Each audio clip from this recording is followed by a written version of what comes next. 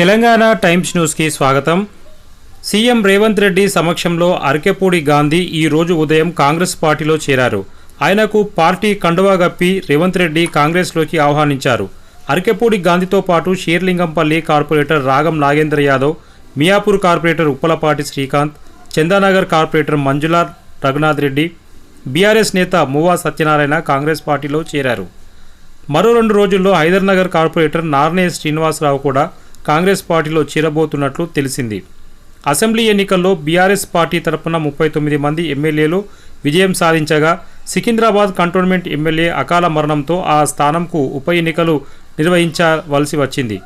ఈ ఉప ఎన్నికల్లో కంటోన్మెంట్ నియోజకవర్గం నుంచి కాంగ్రెస్ పార్టీ అభ్యర్థి శ్రీ గణేష్ విజయం సాధించారు. దీంతో బీఆర్ఎస్ ఎమ్మెల్యేల బలం 38కి చేరింది.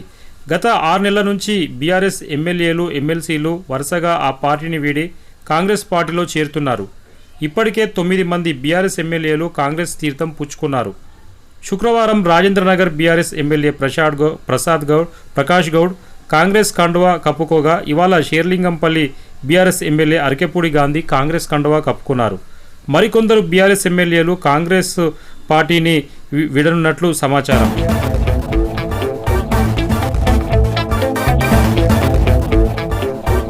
షేర్లింగంపల్లి బీఆర్ఎస్ ఎమ్మెల్యే అరకెపూడి గాంధీ ఈ రోజు ఉదయం కాంగ్రెస్ పార్టీలో చేరారు. సీఎం రేవంత్ రెడ్డి సమక్షంలో కండువా కప్పుకున్నారు. 2014లో టీడీపీ ఎమ్మెల్యేగా గెలిచిన అరకెపూడి గాంధీ 2016లో బీఆర్ఎస్ పార్టీలో చేరారు. 2018, 2023 అసెంబ్లీ ఎన్నికల్లో బీఆర్ఎస్ తరపున ఎమ్మెల్యేగా విజయం సాధించారు. కాగా గ్రేటర్ పరిధిలో ఇంకా 6 ఎమ్మెల్యేలు కాంగ్రెస్లో చేరుతారని తీవ్ర ప్రచారం జరుగుతున్న వేళ ఇంకా ఎవరు ఆ పార్టీలో చేరుతారనేది తీవ్ర ఉత్కంఠగా మారింది.